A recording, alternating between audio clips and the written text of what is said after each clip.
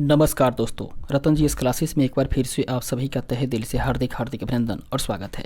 दोस्तों, ईडूटेरिया का बिहार तथ्य संग्रह पुस्तक जो कि किसी भी एग्जामिनेशन पॉइंट ऑफ व्यू से बेहद ही महत्वपूर्ण और उपयोगी है। विशेषकर बात करें दोस्तों तो उन एग्जामों के लिए जो बिहार में आयोजित करवाई जाती है, जैसे कि दोस्तों बिहार दरोगा एसआई, उसके बाद में बीपीएससी अर्थात बिहार पब्लिक सर्विस कमीशन, उसके बाद में बात करें दोस्तों तो बिहार कांस्टेबल अर्थात बिहार से संबंधित जितने भी एग्जाम्स हैं उन सभी एग्जाम्स के लिए यह पुस्तक जो है बेहद ही महत्वपूर्ण और बेहद ही कारगर है।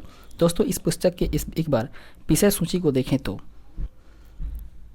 इसके विषय सूची को देखने से स्पष्ट होता है दोस्तों कि इसका पहला ही अध्याय है जो कि बिहार सामान्य परिचय, उसको हम लोग पूर्ण रूप से कवर कर चुके हैं। इसके बाद में बिहार का इतिहास, बिहार का भूगोल और इसके साथ साथ ही बात करें तो बिहार की अर्थव्यवस्था, उसके बाद में बिहार की अर्थव्यवस्था के बाद में बिहार में पर्यटन, बिहार की जनगणना और बिहार की राज्य व्यवस्था, यहाँ तक कुल मिलाकर बात करें तो हम लोग 7 अध्याय को पूर्ण रूप से कंप्लीट कर चुके हैं। और आज के सेशन में हम लोग 8वें अध्याय के बारे में जानकारी प्राप्त करेंगे जो कि बिहार में कला एवं संस्कृति से संबंधित होगा।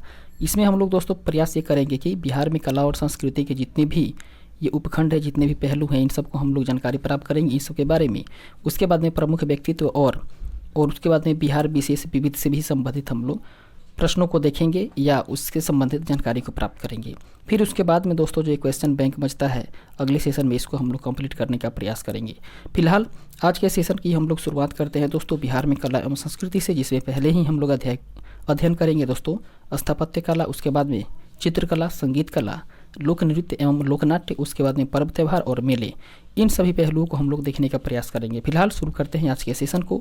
और आज के सेशन को शुरू करने से पहले एक बार फिर से मैं बोल दूं कि इसके पहले की जितनी भी वीडियो प्रोवाइड करवाई गई है, अगर आप लोग उसको नहीं देखे हो तो प्ले लिस्ट में जाकर के देख करके लाभान्वित हो सकते हैं।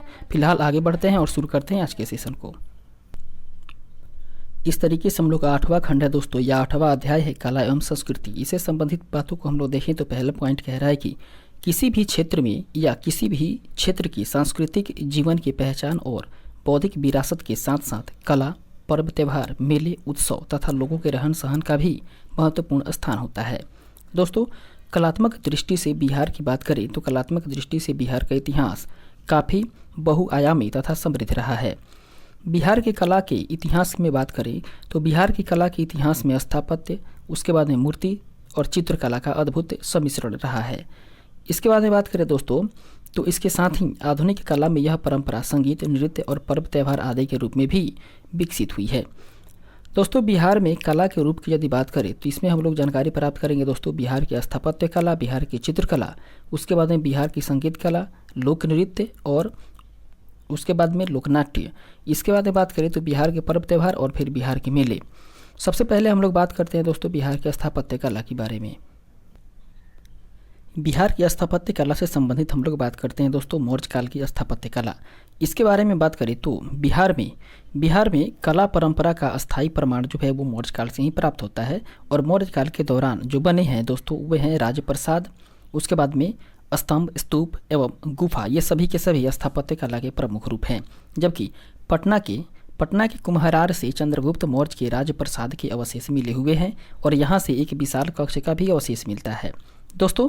और इस अवशेष में बात करें तो इसमें 80 स्तंभ हुए थे दोस्तों। ये गोलाकार स्तंभ एकास्म पत्थर का बना होता है या बने थे, जबकि संभवतः दोस्तों यह महल जो है ये पत्थर के स्तंभ पर ही लकड़ी से निर्मित था। इसके बाद में जो अगला पॉइंट है वो कह रहा है कि अशोक ने धर्म प्रचार के लिए एकास्म पत्थर के स्तंभों का निर्माण करवाया था और इन स्तंभों के शीर्ष पर पशुओं की आकृति है जो कि डेल्टा कमल के फूल पर स्थित है। सॉरी दोस्तों, ये उल्टे कमल के फूल पर स्थित है। इसके बाद में बात करें तो बिहार में ये स्तंभ जो है वो लौरिया नंदनगढ़ पश्चिमी चंपारण में है। जबकि इसके अलावा बात करें तो लौरिया अरेराज पूर्वी चंपारण, रामपुरवा पूर्वी चंपारण और बसाढ़ वैशाली से भी प्राप्त हुए हैं। दोस्तों, ये एकास्म स्तंभ चुनार के धूसर बालू के पत्थर से निर्मित है और इन पर सुंदरता के लिए चमकीली पॉलिश का प्रयोग किया गया है। इसके बाद में बात करें तो आजीवक संप्रदाय के अनुयायियों के लिए अशोक और उसके पौत्र दशरथ ने बराबर एवं नागार्जुन की पहाड़ियों में गुफाओं का निर्माण करवाया था। दोस्तों, गुफाओं के भीतरी भाग पर चमकीली पॉलिश का उपयोग इसकी प्रमुख विशेषता है। और चंद्रगुप्त मौर्य या या मौर्य काल के बारे में बात करें तो मौर्य काल के मूर्ति के अवशेष जो है वो पटना और उसके आसपास के क्षेत्रों से प्राप्त हुए हैं। दोस्तों पटना से यक्ष की 2 मूर्तियां प्राप्त हुई हैं और ये हल्के हल्के भूरे रंग के बालू के पत्थर से निर्मित है। इसके बाद में बात करें तो पटना के लोहानीपुर से पुरुषों के नग्न रूप की 2 मूर्तियां भी प्राप्त हुई हैं और संभवतः ये मूर्तियां जो है दोस्तों वो जैन तीर्थंकरों की मूर्तियां मानी जा सकती है। दोस्तों इसका निर्माण जो है वो जैन शैली की कुत्सर्ग मुद्रा में हुआ है। इसके बाद में पटना सिटी के दादारगंज से एक स्त्री की मूर्ति मिली हुई है जिसे कि यक्षी या स्त्री रत्न का नाम दिया गया है। दोस्तों भूरे रंग के बालू पत्थर से बनी यह मूर्ति जो है वो नारी के शरीर सौंदर्य को सूक्ष्म रूप से प्रदर्शित करती है। इसके बाद से में यदि हम लोग पाल कला के बारे में बात करें तो पाल कला से संबंधित जो बातें हैं वे कह रहा है कि पाल कला के दौरान स्थापत्य एवं मूर्ति कला के रूप के अवशेष मिले हुए हैं। दोस्तों उदंतपुरी एवं विक्रमशिला महाविहार पाल कला के स्थापत्य का प्रमुख उदाहरण है। और इसके बाद में बात करें तो इसका निर्माण जो है वो किस चीज़ से हुआ है दोस्तों, तो इसका निर्माण ईंटों से हुआ है। इसके साथ साथ बात करें तो आंगन और आंगन के चारों ओर बरामदे तथा बरामदे के पीछे भिक्षुओं के निवास स्थान के लिए या निवास के लिए कमरे इसकी प्रमुख विशेषता रही है। इसके बाद में गया में जो निर्मित है दोस्तों विष्णुपाद का मंदिर वो पालकालीन मंदिर स्थापत्य का अत्यंत सुंदर उदाहरण माना जाता है। इसके बाद में पाल कला में मूर्ति कला में पत्थर एवं कांसे ये दोनों का प्रयोग हुआ है और कांसे की मूर्ति की प्रमुख रचना जो है दोस्तों वो धीमन एवं बिठपाल थे। इसके बाद में बात करें तो ये पाल शासक धर्मपाल एवं देवपाल के समकालीन हुआ करते थे और कांसे से बनी ये मूर्तियां जो है दोस्तों वे सांचे में ढाली जाती थी। बात करें दोस्तों इसके बारे में तो इसके अनेक नमूने जो है वो नालंदा एवं उसके बाद में कुकरिहार जो कि गया का क्षेत्र पड़ता है वहाँ से प्राप्त हुआ है। और पाल कला के पत्थर की मूर्तियां जो दोस्तों वो काले बैसाल्ट पत्थर से बनी हुई होती हैं और ये पत्थर जो है दोस्तों वो मुंगेर की पहाड़ियों से प्राप्त की जाते थे और इन मूर्तियों पर बौद्ध एवं हिंदू धर्म का विशेष प्रभाव देखने को मिलता है। अब हम लोग देखेंगे दोस्तों मध्यकालीन स्थापत्य के बारे में बात करें दोस्तों तो तुर्क काल की सबसे महत्वपूर्ण इमारत जो है वो है दोस्तों बिहार शरीफ में स्थित मलिक इब्राहिम या फिर मलिक बया का मकबरा, जिसका निर्माण 1353 ईस्वी में हुआ था और इस पर तुगलक शैली का प्रभाव देखने को मिलता है। इसके बाद में यदि अफगान शैली के बारे में बात करें तो अफगान शैली का सर्वश्रेष्ठ नमूना है दोस्तों शेर शाह का मकबरा। और शेर शाह का मकबरा का निर्माण कहाँ हुआ है दोस्तों, वही सासाराम में हुआ है। कब हुआ है तो 1545 ईस्वी के बीच में हुआ है। इसके बाद में बात करें तो झील के मध्य अष्टकोणीय आकार का यह मकबरा एक चबूतरे पर बना है जिसके चारों तरफ सीढ़ियाँ है और इसके छत जो है दोस्तों इसकी छत एक बृहद गुंबदाकार है। और इसके अतिरिक्त सासाराम में हसन खां एवं इस्लाम शाह का भी मकबरा है। इसके बाद हम लोग आगे बढ़ेंगे और फिर देखेंगे अगले पॉइंट को। अगला पॉइंट है दोस्तों मुगल शैली की इमारत के बारे में बात करें तो मुगल शैली की इमारत का बिहार में सबसे सुंदर उदाहरण 1617 ईस्वी में निर्मित शाह दौलत का मनेर स्थित मकबरा है और इसे जहांगीर के शासनकाल में ही बिहार के प्रांतपति इब्राहिम खां काकर ने बनवाया था। और इसका निर्माण किस चीज़ से हुआ है दोस्तों, तो इसका निर्माण लाल बलुआ पत्थर से हुआ है और ये सुंदर जालिया, ऊंचा चबूतरा और भव्य गुंबद जो है दोस्तों इसकी मुख्य आकर्षण का केंद्र है। इसके बारे में हम लोग बात करते हैं दोस्तों यूरोपीय स्थापत्य के बारे में। यूरोपीय स्थापत्य के बारे में बात करें तो गोथिक शैली में पटना का समाहरणालय, पटना कॉलेज भवन तथा उसके बाद में बात करें तो बांकीपुर चर्च एवं पटना सिटी स्थित पादरी की हवेली, ये सारी की सारी प्रमुख उदाहरण है दोस्तों। किसके उदाहरण है, ये गोथिक शैली के उदाहरण है जो कि यूरोपीय के द्वारा बनवाया गया था। इस पर बात करें दोस्तों तो इस पर हॉलैंड शैली का भी प्रभाव देखने को मिलता है। इसके अलावा बात करें तो नवीन यूरोपीय शैली में पटना का राजभवन, पटना सचिवालय एवं उच्च न्यायालय का निर्माण करवाया गया था। अब गोलघर के बारे में यदि बात करें तो गोलघर जो है वो यूरोपीय निर्माण कला की गुंबद कला का प्रमुख नमूना है और हिंदू इस्लामी शैली में पटना संग्रहालय और सुल्तान पैलेस का निर्माण करवाया गया है। स्थापत्य के बाद हम लोग बात करेंगे दोस्तों चित्रकला के बारे में। चित्रकला के बारे में सबसे पहले बात करें पटना कलम के बारे में तो पटना कलम जो है दोस्तों वो 18वीं शताब्दी में पटना में मुगल शैली, ब्रिटिश शैली एवं स्थानीय कला शैली के सम्मिश्रण से एक नवीन चित्रकला शैली का उद्भव हुआ था जिसे कि पटना कलम शैली का नाम दिया गया। और इस कला शैली की जो प्रमुख विशेषता है वह है दोस्तों कि लघु चित्रों का निर्माण करना। और इसका जो निर्माण है दोस्तों वो कागज तथा हाथी दांत पर किया जाता था और इसमें मुगलों की भव्यता की जगह सामान्य पर्व त्योहार, उत्सव, जीव जंतु एवं सामान्य जीवन के चित्रों को प्रधानता दी गई थी। इसके अलावा बात करते हैं दोस्तों मधुबनी शैली या मधुबनी चित्रकला के बारे में। तो मधुबनी चित्रकला जो है दोस्तों वो मिथिला क्षेत्र की महिलाओं के द्वारा इस कला को प्रचलित किया गया था। कहने का मतलब है दोस्तों कि मिथिला क्षेत्र की महिलाओं के द्वारा ही मधुबनी चित्रकला को विकसित किया गया या प्रचलित किया गया और इसके जो प्रमुख रूप है दोस्तों, इसके प्रमुख रूप भित्ति चित्र एवं अरिपन है। जबकि प्राकृतिक रंगों पर निर्भर इस चित्रकला में धार्मिक एवं वनस्पति चित्रों की प्रधानता है और यह बिहार की प्रमुख प्रचलित चित्रकला है। इसके बाद में मंजूषा चित्रकला के बारे में बात करें तो मंजूषा चित्रकला यह कला बिहार के भागलपुर एवं उसके आसपास के क्षेत्रों जैसे कि अंग प्रदेश में प्रचलित है और यह स्थानीय लोक कला है जिसमें कि लोक गाथा को चित्रण द्वारा प्रस्तुत किया जाता है। इसमें कहानी को क्रमिक एवं श्रृंखलाबद्ध रूप से चित्रित किया जाता है और यह कला जो है दोस्तों, यह कला बिहुला बिसहरी की लोक गाथा पर आधारित है। इसके बाद में थंका चित्रकला की बात करें तो थंका चित्रकला जो कि गौतम बुद्ध के जीवन एवं उसकी शिक्षाओं से संबंधित चित्रकला को थंका चित्रकला कहा जाता है। दोस्तों थंका जो है वो तिब्बती भाषा का शब्द है जिसका अर्थ होता है जिसे लपेटा जा सके। थंका चित्रकला भारतीय तिब्बती संस्कृति का सम्मिश्रण शैली है। जबकि जादोपटिया चित्रकला के बारे में बात करें तो जादोपटिया चित्रकला यह संथाल जनजाति क्षेत्र के रीति रिवाजों, धार्मिक मान्यताओं पर आधारित चित्रकला शैली है। दोस्तों जनजातियों के द्वारा कपड़े या कागज पर जादोपटिया चित्रकारी की जाती है। इसके बाद में है दोस्तों हम लोग का कला और संगीत कला के बारे में बात करें तो संगीत कला से संबंधित पहला पॉइंट है कि बिहार में उत्सवों, त्योहारों एवं शुभ अवसरों पर स्थानीय संगीत का प्रचलन रहा है। सबसे पहले हम लोग बात करते हैं दोस्तों चैता के बारे में। चैता जो है दोस्तों वो चैत माह में गाए जाने वाला एक लोकगीत है, जबकि ये फागुन के महीने में होली के अवसर पर गाए जाने वाला बिहार का लोकगीत है। इसके अलावा कजरी की बात करें तो कजरी जो है दोस्तों वो सावन के समय युवक और युवतियों के द्वारा गाए जाने वाला एक लोकगीत है, जबकि 12 मासा इसमें वर्ष के प्रत्येक महीने की विशेषताओं का गीत के द्वारा वर्णन किया जाता है। इसके अलावा जात सारी के बारे में बात करें तो यह महिलाओं के द्वारा चक्की तथा जांता का उपयोग करते समय गाए जाने वाला एक लोकगीत है। जबकि नचारी के बारे में बात करें तो नचारी जो है वो भगवान शिव की स्तुति में या भगवान शिव की स्तुति में ही गाया जाता है और यह प्रख्यात कवि विद्यापति के गीतों का संकलन है। इस तरीके से यदि सोहर के बारे में बात करें तो सोहर जो है दोस्तों ये बिहार का लोक गीत है और यह जो है दोस्तों वो शिशुओं के जन्म पर महिलाओं के द्वारा गाया जाने वाला गीत है। इसके बाद में सुमंगली या लगनी गीत के बारे में बात करें तो ये विवाह के अवसर पर महिलाओं के द्वारा गाया जाता है। जबकि बटोहिया की बात करें तो यह देशभक्ति से भरा हुआ गीत है और यह गीत श्री रघुवीर नारायण की रचना है। उसके बाद में फिरंगिया की बात करें तो फिरंगिया जो गीत है दोस्तों यह देशभक्ति से भरा हुआ गीत है। जबकि इसके प्रचलन की बात करें तो इसका प्रचलन स्वतंत्रता आंदोलन के समय काफ़ी अधिक देखने को मिला था। इसके बाद में पूर्वी गीत के बारे में बात करें तो पूर्वी गीतियों में दोस्तों इसमें बिरहनियाँ अपने दयनीय स्थिति का वर्णन गीत के द्वारा करती है। कहने का मतलब है दोस्तों जो पूर्वी गीत है वो एक बिरह रस का गीत है।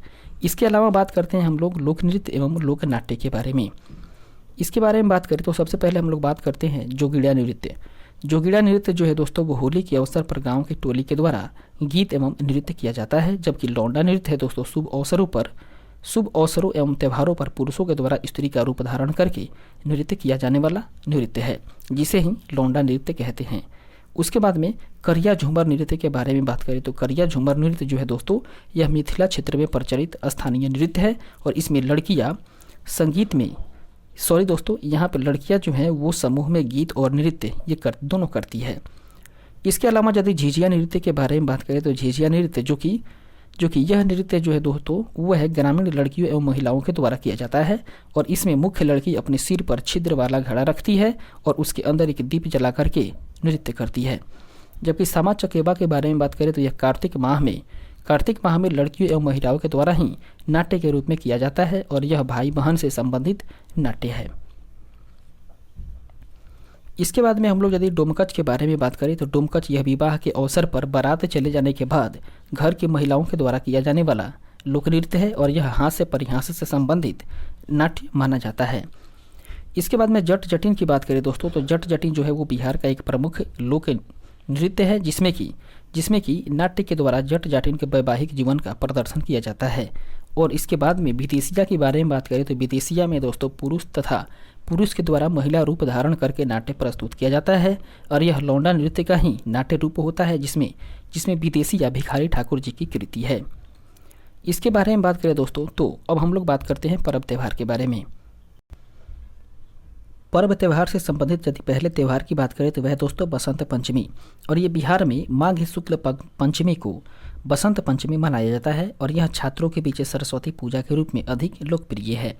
इसके अलावा यदि रामनवमी की बात करें तो रामनवमी में भगवान राम के जन्मोत्सव पर चैत माह में शुक्ल पक्ष के नवमी को रामनवमी मनाया जाता है और इस अवसर पर रामायण का पाठ किया जाता है और झांकी निकाली जाती है।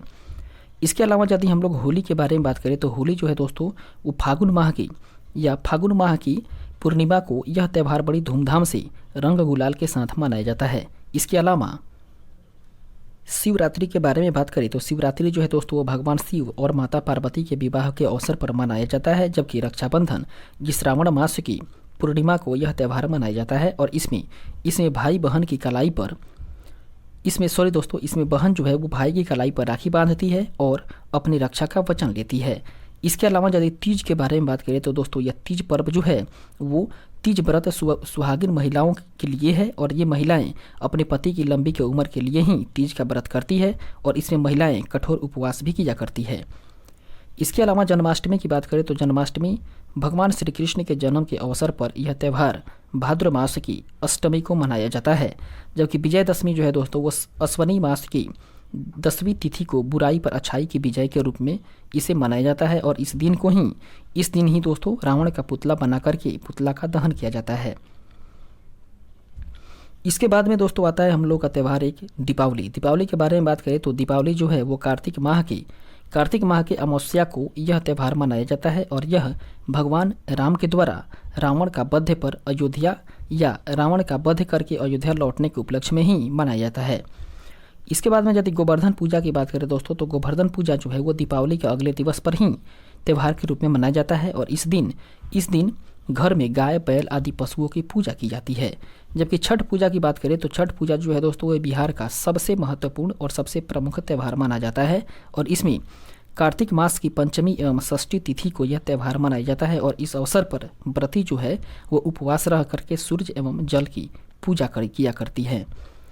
इसके बाद में यदि बात करें दोस्तों तो गुरु गोविंद सिंह जयंती के बारे में, तो गुरु गोविंद सिंह जयंती जो है दोस्तों इसके लिए बात करें तो ये सिखों के 10वें गुरु श्री गुरु गोविंद सिंह के जन्म दिवस की शोभा यात्रा निकाल करके इसे मनाया जाता है और यह जो है दोस्तों वो गुरु गोविंद सिंह का जन्म स्थान बिहार पटना में है।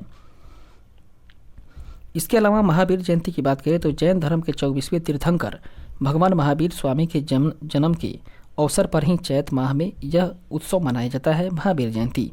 जबकि बुद्ध जयंती की बात करें तो यह बैसाख पूर्णिमा को भगवान बुद्ध के जन्म के अवसर पर बुद्ध जयंती के रूप में मनाई जाती है। अब हम लोग बात कर लेते हैं दोस्तों बिहार के मेले के बारे में।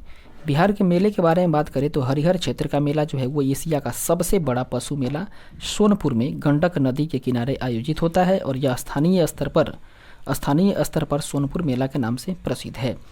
जबकि कार्तिक पूर्णिमा मेला के बारे में बात करें तो यह कार्तिक पूर्णिमा के दिन ही सोनपुर में गंगा स्नान के रूप में लगता है और इस दिन लोग गंगा स्नान करके हरिहर नाथ की पूजा करते हैं और इसी दिन से सोनपुर मेला 1 मास के लिए प्रारंभ होता है।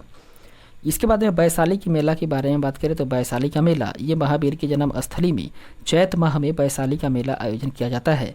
जबकि जानकी मेला ये सीतामढ़ी में सीता माता के जन्म स्थली पर चैत माह में जानकी मेला का आयोजन किया जाता है। इसके बाद में सौराठ मेला की बात करें दोस्तों तो सौराठ मेला जो है वो मिथिलांचल अर्थात मधुबनी में शादी विवाह को सुगम बनाने के लिए इस मेले का आयोजन किया जाता है और यह मेला जो है दोस्तों वो प्रतिवर्ष जेठ या आषाढ़ के महीने में लगता है। इसमें दोस्तों बात करें तो इसमें पिता जो है वो अपनी पुत्री के लिए योग्य वर को चुनते हैं। जबकि पितृपक्ष मेला के बारे में बात करें तो यह प्रत्येक वर्ष सितंबर अक्टूबर के महीने में इसका आयोजन किया जाता है और इस मेले में हिंदू धर्म के लोग अपने पूर्वजों के मोक्ष के लिए फल्गु नदी के तट पर पिंडदान किया करते हैं। उसके बाद में मंदार मेला की बात करें तो मंदार मेला जो है दोस्तों वो बांका जिले में मंदार पहाड़ी पर प्रत्येक वर्ष मकर संक्रांति के अवसर पर मंदार मेला लगाया जाता है या लगता है। जबकि मलमास मेला की बात करें तो ये राजगीर में मलमास माह में लाखों भक्त गर्म पानी के झरने में स्नान करते हैं एवं पूजा किया करते हैं। इसके बाद हम लोग आगे बढ़ते हैं। इस तरीके से हम लोग का जो 9वां अध्याय है वह है दोस्तों बिहार के प्रमुख व्यक्तित्व के बारे में। इसमें हम लोग देखेंगे दोस्तों बिहार से जितने भी प्रमुख व्यक्ति जुड़े हुए हैं उन सभी के बारे में हम लोग जानकारी प्राप्त करेंगे। सबसे पहले बात करते हैं दोस्तों प्राचीन काल के प्रमुख व्यक्तियों के बारे में। उसमें सबसे पहले हम लोग बात करते हैं गौतम बुद्ध के बारे में। गौतम बुद्ध के बारे में यदि बात करें तो बौद्ध धर्म के संस्थापक गौतम बुद्ध थे, जिनका जन्म 563 ईस्वी पूर्व में हुआ था। और गौतम बुद्ध जो है दोस्तों वो शाक्य कुल के क्षत्रिय माने जाते थे और उन्हें ज्ञान की प्राप्ति बोध गया में निरंजना नदी अर्थात फल्गु नदी के तट पर ही बोधि वृक्ष के नीचे हुआ था। दोस्तों उनको 483 ईस्वी पूर्व में कुशीनगर में महापरिनिर्वाण की प्राप्ति हुई और उन्होंने मध्यम मार्ग का प्रतिपादन किया। इसके बाद में महावीर स्वामी के बारे में हम लोग बात करें तो महावीर स्वामी का जन्म 540 ईस्वी पूर्व में वैशाली के कुंड ग्राम में हुआ था और उनका संबंध ज्ञात्रिक कुल से था। दोस्तों वे जैन धर्म के 24वें एवं अंतिम तीर्थंकर माने जाते थे और उन्हें 12 वर्ष की कठोर तपस्या के बाद ही जृंभिका ग्राम में ऋजुपालिका नदी के तट पर साल वृक्ष के नीचे कैवल्य अर्थात ज्ञान की प्राप्ति हुई थी और उन्हें 468 ईस्वी पूर्व में पावापुरी में मोक्ष की प्राप्ति हुई थी। इसके बाद में बात करते हैं दोस्तों प्राचीन इतिहास के ही या प्राचीन बिहार के इतिहास के एक प्रमुख व्यक्ति के बारे में जो है जिनका नाम है चंद्रगुप्त मौर्य। इनके बारे में बात करें तो दोस्तों चंद्रगुप्त मौर्य जो है वो चाणक्य की सहायता से नंदबंध को समाप्त करने के बाद 321 ईस्वी पूर्व में चंद्रगुप्त मौर्य ने मौर्य साम्राज्य की या मौर्य वंश की स्थापना की और उन्हें प्रथम बार भारत के विशाल साम्राज्य को संगठित रूप प्रदान किया था। इसके बाद में जो अगले प्रमुख व्यक्ति हैं वे हैं दोस्तों चाणक्य, जिन्हें कि कौटिल्य भी कहा जाता है। दोस्तों चंद्रगुप्त मौर्य के राजनीतिक गुरु और प्रधानमंत्री जो है वो चाणक्य माने जाते हैं और उन्होंने ही राजनीतिक एवं प्रशासनिक विषय पर आधारित एक पुस्तक की रचना की है जिसका नाम है अर्थशास्त्र। इसके बाद में अशोक के बारे में बात करते हैं तो मौर्य वंश का सबसे महान शासक अशोक चंद्रगुप्त मौर्य का पौत्र एवं बिंदुसार का पुत्र था। दोस्तों अशोक अपने शांति सद्भाव जन कल्याणकारी शासन के लिए प्रसिद्ध था और अशोक ने बौद्ध धर्म को स्वीकार किया तथा उसके प्रसार के लिए स्तंभ और शिलालेखों का भी प्रयोग किया था। अब हम लोग बात करते हैं दोस्तों आर्यभट्ट के बारे में। आर्यभट्ट के बारे में बात करें तो आर्यभट्ट जो है वो गुप्त काल के प्रसिद्ध गणितज्ञ एवं खगोल शास्त्री थे और उन्होंने बीजगणित के प्रारंभिक आधारशिला रखी। उन्होंने आर्यभट्टियम एवं आर्य सिद्धांत की रचना की और उन्होंने ही दशमलव एवं शून्य का आविष्कार किया था। इसके बाद में हम लोग बात करते हैं दोस्तों याज्ञवल्क्य के बारे में। याज्ञवल्क्य जो है दोस्तों वो याज्ञवल्क्य विदेह अर्थात मिथिला के राजा जनक के समकालीन हुआ करते थे और उन्होंने ही शतपथ ब्राह्मण उसके बाद में याज्ञवल्क्य स्मृति आदि की रचना की थी। इसके बाद में अगला जो व्यक्ति हैं वे हैं दोस्तों पाणिनि के बारे में बात करें तो पाणिनि जो है वो पाटलिपुत्र निवासी पाणिनि ये प्रसिद्ध संस्कृत व्याकरणविद हुआ करते थे जिन्होंने अष्टाध्यायी की रचना की थी। इसके बाद में जीवक जो है दोस्तों वो बिंदुसार के समकालीन हुआ करते थे और जीवक जो है दोस्तों एक प्रसिद्ध आयुर्वेदाचार्य भी थे। जीवक ने महात्मा बुद्ध एवं उज्जैन के राजा प्रद्योत का उपचार किया था। इसके बाद में अश्वघोष के बारे में बात करें तो अश्वघोष जो है वो बौद्ध महाकवि एवं दार्शनिक हुआ करते थे और वे कनिष्क के समकालीन थे। दोस्तों उनकी जो प्रसिद्ध रचना है वह है बुद्धचरितम। कहने का मतलब है कि बुद्धचरितम के लेखक या उसके रचनाकार कौन है तो वह दोस्तों अश्वघोष। इसके बाद में हम लोग बात करते हैं अब बाणभट्ट के बारे में। बाणभट्ट के बारे में बात करें तो बाणभट्ट जो है वो हर्षवर्धन के समकालीन थे और उन्होंने ही हर्षचरित एवं कादम्बरी की रचना की। जबकि कादम्बरी के बारे में बात करें तो कादम्बरी जो है दोस्तों वो विश्व का सबसे प्राचीन उपन्यास माना जाता है। इसके बाद में दीपांकर श्रीज्ञान जो है दोस्तों वो विक्रमशिला विश्वविद्यालय के प्रसिद्ध आचार्य थे और उन्हें तिब्बत शासक के नियंत्रण पर ही तिब्बत भेजा गया था और वे बौद्ध धर्म का प्रमुख ज्ञाता रहे थे। इसके बाद में मंडन मिश्र के बारे में बात करते हैं। मंडन मिश्र के बारे में बात करें दोस्तों तो मंडन मिश्र जो है वो मिथिला क्षेत्र के प्रसिद्ध विद्वान एवं दार्शनिक हुआ करते थे और उन्होंने ही शंकराचार्य के साथ में शास्त्रार्थ किया था। अब हम लोग बात करेंगे दोस्तों प्राचीन के बाद मध्यकाल में जो प्रमुख व्यक्ति रहे हैं उनके बारे में। सबसे पहले बात करते हैं दोस्तों मखदूम सरफुद्दीन याहया मनेरी के बारे में। दोस्तों ये 14वीं सदी में बिहार के प्रसिद्ध सूफी संत हुआ करते थे और उन्होंने ही फिरदौसी संप्रदाय का बिहार में प्रचार प्रसार किया था। इसके बाद में अगला महत्वपूर्ण व्यक्ति होता है दोस्तों बिहार के लिए मध्यकालीन काल में, वह है दोस्तों शेरशाह। शेरशाह के बारे में बात करें तो ये भारत का सर्वश्रेष्ठ अफगान शासक माना जाता है, जिसने कि मुगल सत्ता को समाप्त करके सूर्यवंश की स्थापना की थी। दोस्तों शेरशाह को उसके प्रशासनिक सुधारों के लिए विशेष रूप से जाना जाता है और शेरशाह ने ही जन कल्याण के लिए कृषि, संचार, यातायात आदि में व्यापक सुधार किए थे। इसके बाद में बात करते हैं दोस्तों एक और प्रमुख व्यक्तित्व के बारे में, जो है विद्यापति। विद्यापति के बारे में यदि हम लोग बात करें तो विद्यापति जो है वो बिहार के दरभंगा के प्रसिद्ध श्रृंगार रस के कवि थे और उनकी मैथिली और संस्कृत की रचनाएं जो है वो काफ़ी प्रसिद्ध हैं। दोस्तों उनकी प्रमुख रचनाओं के बारे में बात करें तो उनकी प्रमुख संस्कृत की रचनाओं में पुराण संग्रह, उसके बाद में विभा सागर, गंगा काव्यावली, ये सारे के सारे प्रमुख कृति हैं और उन्हें मैथिली कवि कोकिल भी कहा जाता है। इसके बाद में बात करते हैं गुरु गोविंद सिंह के बारे में। दोस्तों ये सिख धर्म के 10वें गुरु हुआ करते थे, जिनका जन्म 1666 ईस्वी में पटना में हुआ था और उन्होंने सिखों के लिए 5 ककार जैसे कि केस, कंघा, काड़ा, कृपाण और कच्छा इसको अनिवार्य किया था। दोस्तों 1708 ईस्वी में नांदेड़ में एक अफगानी के द्वारा उनकी हत्या करवा दी गई। इसके बाद में बात करते हैं दोस्तों अब आधुनिक काल के प्रमुख व्यक्तियों के बारे में। आधुनिक काल में जो प्रमुख व्यक्ति रहे हैं उनमें सबसे पहले बात करते हैं पीर अली के बारे में। दोस्तों ये पटना सिटी के पुस्तक विक्रेता थे, जिसने कि पटना में 1857 ईस्वी की क्रांति का बिगुल फूंका था और अंग्रेजों से संघर्ष के पश्चात उन्हें फांसी की सजा दे दी गई थी। इसके बाद में एक और महान क्रांतिकारी का नाम आता है दोस्तों और वे हैं वीर कुंवर सिंह। वीर कुंवर सिंह के बारे में बात करें तो वीर कुंवर सिंह जो हैं वो जगदीशपुर के एक जमींदार हुआ करते थे, जिसने कि वर्ष 1857 ईस्वी की क्रांति में बिहार का नेतृत्व प्रदान किया था। दोस्तों ये 75 वर्ष की आयु में भी उन्होंने 1 वर्ष तक अंग्रेजों से संघर्ष करके कठिन चुनौती दी थी। उसके बाद में अगला व्यक्तित्व है दोस्तों डॉक्टर सच्चिदानंद सिन्हा। डॉक्टर सच्चिदानंद सिन्हा के बारे में बात करें तो ये पृथक बिहार की निर्माता के रूप में इन्हें जाना जाता है और वे संविधान सभा के प्रथम अध्यक्ष अस्थायी रूप से हुआ करते थे। अगले व्यक्ति हैं दोस्तों मौलाना मजहरुल हक। इनके बारे में बात करें तो ये बिहार के मुस्लिम स्वतंत्रता सेनानियों में सबसे अग्रणी माने जाते थे, जबकि उन्होंने असहयोग एवं खिलाफत आंदोलन में सक्रिय भूमिका निभाई थी। दोस्तों मौलाना मजहरुल हक के बारे में बात करें तो इन्होंने पटना में 1920 ईस्वी में सदाकत आश्रम की स्थापना भी की थी और गांधी जी उन्हें देशभूषण के नाम से भी पुकारते थे। इसके बाद में जो अगला व्यक्तित्व है महत्वपूर्ण व्यक्तित्व वे हैं दोस्तों डॉक्टर राजेंद्र प्रसाद। वे हैं दोस्तों स्वतंत्र भारत के प्रथम राष्ट्रपति भी हैं और उनका जन्म 3 दिसंबर 1884 ईस्वी को सिवान के जीरादेई स्थान पर हुआ था। दोस्तों वे वर्ष 1906 ईस्वी में बिहारी छात्र सम्मेलन से सक्रिय रूप में आए और वे चंपारण सत्याग्रह, असहयोग आंदोलन से भारत छोड़ो आंदोलन तक सक्रिय रहे और संविधान सभा के वे अस्थायी अध्यक्ष भी बने। इसके बाद में अगला व्यक्ति है दोस्तों हसन इमाम। हसन इमाम के बारे में बात करें तो ये पटना के निवासी हसन इमाम ने पेशे से बैरिस्टर हुआ करते थे और उन्होंने स्वतंत्रता आंदोलन में, खिलाफत आंदोलन, सविनय अवज्ञा आंदोलन में सक्रिय रूप से भाग लिया था।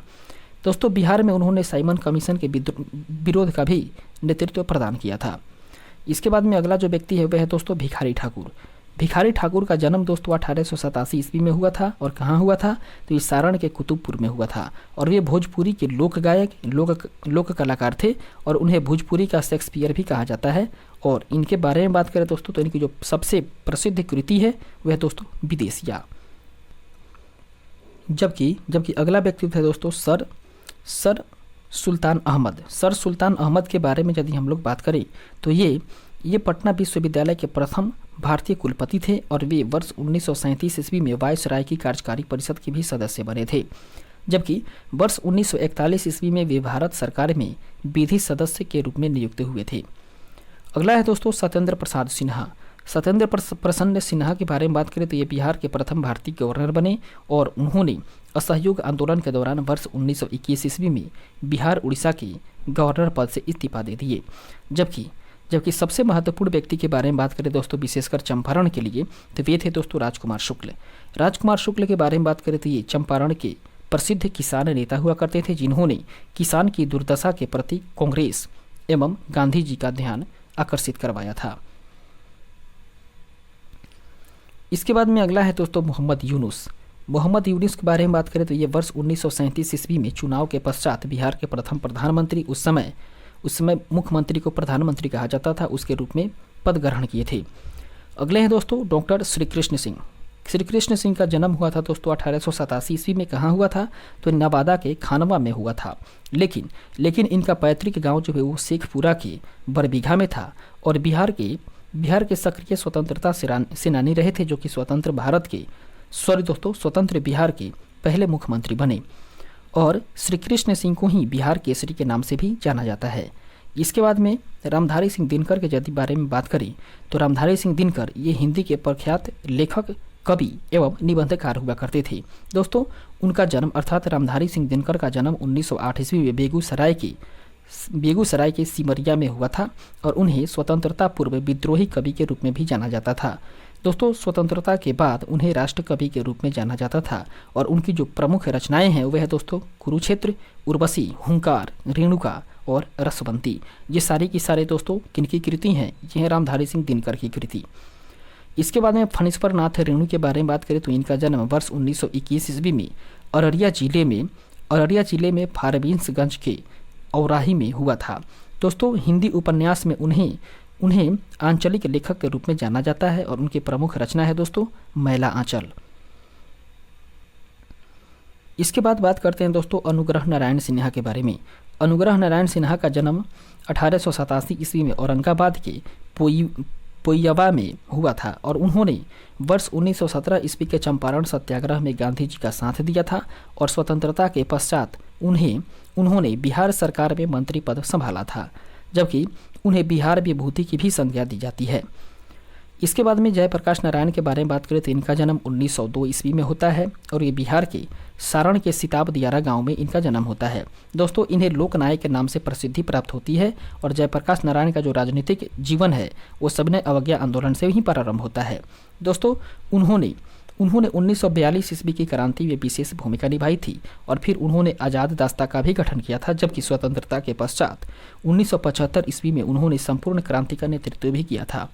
इसके अलावा बात करें तो 1965 ईस्वी में उन्हें मैग्सेसे पुरस्कार भी दिया जा चुका है। अगले व्यक्ति हैं दोस्तों स्वामी सहजानंद सरस्वती। स्वामी सहजानंद सरस्वती के बारे में बात करें तो स्वामी सहजानंद सरस्वती को भारत के किसान आंदोलन का जनक कहा जाता है और उन्होंने सन्यासी जीवन व्यतीत करते हुए किसानों के अधिकारों के लिए संगठन का नेतृत्व किया। दोस्तों वर्ष 1929 ईस्वी में उन्होंने बिहार प्रांतीय किसान सभा का गठन किया और उन्होंने 1936 ईस्वी में भारतीय किसान सभा की स्थापना की, जबकि उन्होंने हुंकार पत्रिका में अपने विचार प्रस्तुत किए। इसके बाद में बात करते हैं दोस्तों कर्पूरी ठाकुर के बारे में। कर्पूरी ठाकुर का जन्म 1924 ईस्वी में बिहार के समस्तीपुर में हुआ था और उन्हें गरीबों का मसीहा के रूप में जाना जाता है। दोस्तों स्वतंत्रता पश्चात वे बिहार के दूसरे उप मुख्यमंत्री बने और फिर बाद में वे 1970 ईस्वी में मुख्यमंत्री भी बने। इसके बाद में बात करते हैं दोस्तों राहुल संकृत्यायन के बारे में। राहुल संकृत्यायन के बारे में बात करें तो वे हिंदी के प्रमुख साहित्यकार हुआ करते थे और उनका मूल नाम केदारनाथ पांडे था। दोस्तों उनका जन्म अर्थात राहुल संकृत्यायन का जन्म वर्ष 1893 ईस्वी में उत्तर प्रदेश के आजमगढ़ में हुआ था और उनके ज्ञान भंडार के लिए ही उन्हें महापंडित की उपाधि दी गई थी। दोस्तों उन्होंने बिहार में किसान आंदोलन में प्रमुखता से भाग लिया था और उन्होंने ही सिवान के अंबारी या अंडावारी सत्याग्रह का नेतृत्व भी किया था। इसके बाद में बारी आती है दोस्तों खान अब्दुल खुदा बख्श खां के बारे में। इनका जन्म हुआ था 1842 ईस्वी में सिवान के उखई में, जबकि उन्होंने पटना के प्रसिद्ध खुदा बख्श लाइब्रेरी की स्थापना की थी और स्वतंत्रता के पश्चात इसे राष्ट्रीय धरोहर मानते हुए वर्ष 1969 ईस्वी में संसद के द्वारा पारित प्रस्ताव के तहत ही इसका नियंत्रण भारत सरकार के द्वारा किया जाने लगा। इसके बाद में राम वृक्ष बेनीपुरी के बारे में बात करें तो राम वृक्ष बेनीपुरी इनका जन्म 1899 ईस्वी में मुजफ्फरपुर के बेनीपुर गांव में हुआ था और उन्होंने स्वतंत्रता आंदोलन में सक्रिय भूमिका निभाई और जेल भी गए। इसके अलावा बात करें तो उन्होंने युवक नामक समाचार पत्र का भी संपादन किया और उसकी प्रमुख जो रचना है वह दोस्तों माटी की मूर्ति, उसके बाद में चिता के फूल, संघमित्रा और तथागत। ये सारी की सारी जो रचनाएं हैं वह है दोस्तों राम वृक्ष बेनीपुरी की। इसके बाद में बात करते हैं हम लोग नागार्जुन के बारे में। नागार्जुन के बारे में बात करें तो इसका वास्तविक नाम जो है वो बैद्यनाथ मिश्र हुआ करता था और इनका जन्म वर्ष 1911 ईस्वी में मधुबनी के सतलखा गांव में हुआ था। दोस्तों नागार्जुन को हिंदी, मैथिली, संस्कृत एवं बांग्ला में अपनी मौलिक रचना लिखी थी। दोस्तों उनकी जो प्रमुख रचनाएं थी वे थी युगधरा, प्यासी पथराई आंखें, उसके बाद में बलचनमा, उसके बाद में सतरंगे पंखों वाली और फिर तालाब की मछलियाँ। ये सारी की सारी कृति किनकी है दोस्तों? ये है नागार्जुन की। इसके बाद में बात करते हैं दोस्तों हम लोग बिस्मिल्लाह खां के बारे में। उस्ताद बिस्मिल्लाह खां का जन्म 1916 ईस्वी में बक्सर के डुमराव गांव में हुआ था और वे शहनाई वादन के लिए विश्व प्रसिद्ध थे। दोस्तों उन्होंने प्रथम स्वतंत्रता दिवस अर्थात 15 अगस्त 1947 ईस्वी के अवसर पर लाल किले में शहनाई वादन किया था और वर्ष 2001 ईस्वी में उन्हें भारत रत्न से सम्मानित किया गया। इसके बाद में हम लोग आगे बढ़ेंगे और देखेंगे अगले टॉपिक को। इस तरीके से हम लोग का जो 10वां टॉपिक है वह है दोस्तों बिहार विशेष विविध से संबंधित। इसके बारे में यदि हम लोग बात करें तो पहला ही पॉइंट कह रहा है कि विश्व का प्रथम लोकतांत्रिक गणराज्य कौन सा है?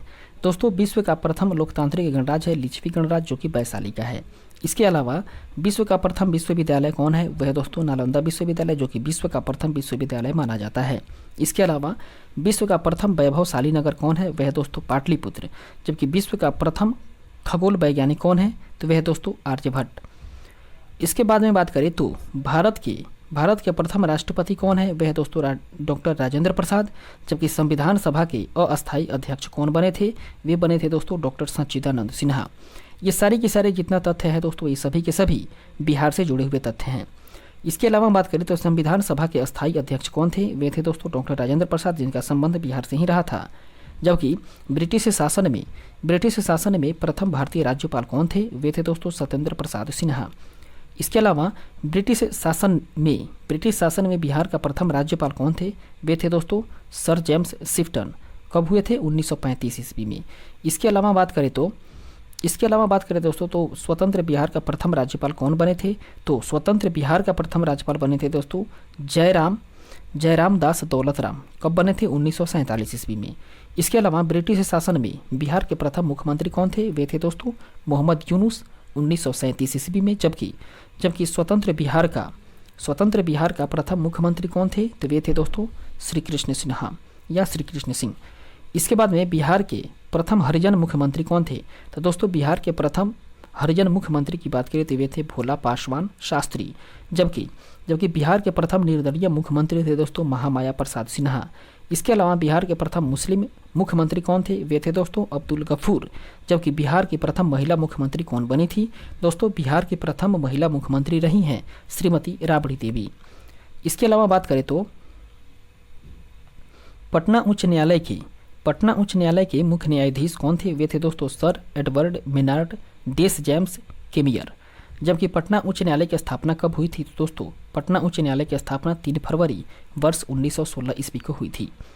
इसके अलावा बात करें तो पटना उच्च न्यायालय के प्रथम भारतीय मुख्य न्यायाधीश कौन बने थे? तो वे बने थे दोस्तों सर सैयद फजल अली। जबकि सर्वोच्च न्यायालय के प्रथम बिहारी मुख्य न्यायाधीश कौन थे? वे थे दोस्तों भुवनेश्वर प्रसाद सिन्हा। जबकि संविधान सभा के प्रथम अध्यक्ष रामदयालु सिंह को कहा जाता है। और उसके बाद में संविधान सभा के प्रथम अध्यक्ष ही बने थे रामदयालु सिन्हा। जबकि विधान परिषद के प्रथम सभापति कौन थे? तो दोस्तों विधान परिषद के प्रथम सभापति राजीव रंजन प्रसाद सिंह थे। इसके अलावा बात करें तो बिहार के प्रथम ज्ञानपीठ पुरस्कार पाने वाले व्यक्ति रहे थे रामधारी सिंह दिनकर। जबकि बिहार के व्यक्ति जिन्हें की भारत रत्न से सम्मानित किया गया है वे व्यक्ति रहे हैं डॉक्टर राजेंद्र प्रसाद जिन्हें की वर्ष 1962 ईस्वी में भारत रत्न से सम्मानित किया गया। इनके अलावा डॉक्टर जाकिर हुसैन को 1963 में, जयप्रकाश नारायण को 1999 और बिस्मिल्लाह खां को 2001 ईस्वी में भारत रत्न से सम्मानित किया गया। और ये सभी के सभी व्यक्ति जो हैं दोस्तों वे बिहार से संबंध रखते हैं। इसके बाद में बात करते हैं बिहार के प्रथम अशोक चक्र प्राप्त करने वाला व्यक्ति कौन है। तो दोस्तों बिहार के जो प्रथम अशोक चक्र पाने वाले व्यक्ति हैं वे हैं रणधीर वर्मा। जबकि बिहार का प्रथम हिंदी समाचार पत्र है दोस्तों बिहार बंधु और ये 1874 से प्रकाशित में आया। इसके बाद में बिहार का प्रथम अंग्रेजी साप्ताहिक समाचार पत्र है दी बिहार हेराल्ड 1875 ईस्वी से ही। इसके अलावा बात करें तो बिहार का प्रथम हिंदी दैनिक समाचार पत्र कौन है, वह है दोस्तों सर्वहितैषी। जबकि बिहार का प्रथम अंग्रेजी दैनिक समाचार पत्र कौन है, तो वह है दोस्तों दी सर्च लाइट, और ये 1918 से प्रकाशित में आया। इसके अलावा यदि बात करें तो बिहार का प्रथम उर्दू समाचार पत्र कौन है, दोस्तों बिहार का प्रथम उर्दू समाचार पत्र है नूर अल अनवर 1876 ईस्वी में। जबकि बिहार के प्रथम हिंदी छापाखाना है बिहार बंधु प्रेस। इसके अलावा बिहार का जो प्रथम नगर पालिका है वो कौन है दोस्तों, तो बिहार का प्रथम नगर पालिका आरा है। जबकि बिहार आने वाला प्रथम अंग्रेज यात्री रॉल्फ फिच हुआ करता था। इसके अलावा बिहार की सबसे बड़ी नदी कौन है, वह है दोस्तों गंगा नदी। और बिहार का सबसे बड़ा नगर है पटना। जबकि बिहार का सबसे बड़ा हवाई अड्डा कौन है, तो वह है दोस्तों जयप्रकाश नारायण हवाई अड्डा पटना में है। इसके अलावा बात करें तो बिहार का सबसे बड़ा रेलवे जंक्शन कौन है, तो वह है दोस्तों पटना जंक्शन। जबकि बिहार का सबसे बड़ा प्लेटफॉर्म कौन सा है, तो वह है दोस्तों सोनपुर प्लेटफॉर्म। जबकि बिहार का सबसे बड़ा सड़क पुल कौन है, वह है दोस्तों गांधी सेतु पुल। और बिहार का सबसे बड़ा मेला कौन है, तो वह है दोस्तों हरिहर नाथ का सोनपुर मेला। जबकि बिहार का प्रथम तेल शोधक कारखाना कहाँ है, तो दोस्तों बिहार का प्रथम तेल शोधक कारखाना बरौनी रिफाइनरी है। जबकि बिहार का प्रथम सिंचाई परियोजना कौन है, तो वह दोस्तों सोन बहुउद्देशीय परियोजना। सोन बहुउद्देशीय परियोजना है दोस्तों वो बिहार का प्रथम सिंचाई परियोजना है। जबकि बिहार का प्रथम तारामंडल कहाँ है, तो वह दोस्तों इंदिरा गांधी तारामंडल पटना में। इसके अलावा बात करें तो आधुनिक बिहार का प्रथम विश्वविद्यालय कहाँ है, दोस्तों आधुनिक बिहार का प्रथम विश्वविद्यालय पटना विश्वविद्यालय है, जिसका निर्माण 1917 ईस्वी में हुआ था। इसके अलावा बिहार का प्रथम खुला विश्वविद्यालय बिहार का प्रथम खुला विश्वविद्यालय के बारे में बात करें तो वह है दोस्तों नालंदा खुला विश्वविद्यालय अर्थात ओपन यूनिवर्सिटी। इसके अलावा बिहार का सबसे बड़ा विश्वविद्यालय की बात करें तो बिहार का सबसे बड़ा विश्वविद्यालय कौन है, तो वह है दोस्तों मगध विश्वविद्यालय। मगध विश्वविद्यालय जो है दोस्तों वो बिहार का सबसे बड़ा विश्वविद्यालय है। जबकि बिहार का प्रथम कॉलेज कौन है, तो बिहार का प्रथम कॉलेज है दोस्तों पटना कॉलेज, जो कि 9 जनवरी 1863 ईस्वी से अस्तित्व में आया। इसके अलावा बात करें तो बिहार का सबसे गर्म जिला कौन है, दोस्तों बिहार का सबसे गर्म जिला गया को कहा जाता है। जबकि सबसे ठंडा जिला भी गया ही है। कहने का मतलब है दोस्तों कि बिहार का सबसे गर्म जिला गया है, जबकि बिहार का सबसे ठंडा जिला भी गया ही है। इसके अलावा बात करें तो बिहार में सबसे अधिक वर्षा वाला जिला कौन है, जहाँ पर सबसे अधिक बारिश होती है, तो वो जिला है दोस्तों किशनगंज। कहने का मतलब है कि बिहार में संपूर्ण बिहार के जितने भी क्षेत्र हैं उन सभी क्षेत्रों में सबसे ज़्यादा बारिश होने वाला क्षेत्र कौन है, वह है दोस्तों किशनगंज। अर्थात बिहार का किशनगंज जिला जो है वो सबसे अधिक वर्षा वाला जिला है। इसके बाद में बात करें तो बिहार में सबसे कम वर्षा वाला जिला कौन है, दोस्तों बिहार में वह जिला है औरंगाबाद, जहाँ पर सबसे कम बारिश होती है। इसके अलावा बिहार का सबसे बड़ा जिला कौन है, तो बिहार का सबसे बड़ा जिला है दोस्तों पश्चिमी चंपारण। जबकि बिहार का सबसे छोटा जिला के बारे में बात करें तो बिहार का सबसे छोटा जिला है दोस्तों शिवहर। इसके बाद में दोस्तों हम लोग अपने सेशन को यहीं पे स्थगित करेंगे और फिर जब आगे हम लोग मिलेंगे तो उसमें हम लोग देखेंगे दोस्तों बीपीएससी में अभी तक जितने भी प्रश्न पूछे जा चुके हैं उन सभी प्रश्नों को हम लोग वन लाइनर फॉर्मेट में देखेंगे और ये भी देखेंगे कि किस वर्ष में कौन कौन से टॉपिक से कौन कौन से प्रश्न आए हुए थे। फिलहाल आज के सेशन को हम लोग यहीं पे स्थगित करेंगे और मिलेंगे अगले सेशन में बीपीएससी के प्रीवियस ईयर क्वेश्चन पेपर के साथ। तब तक के लिए धन्यवाद।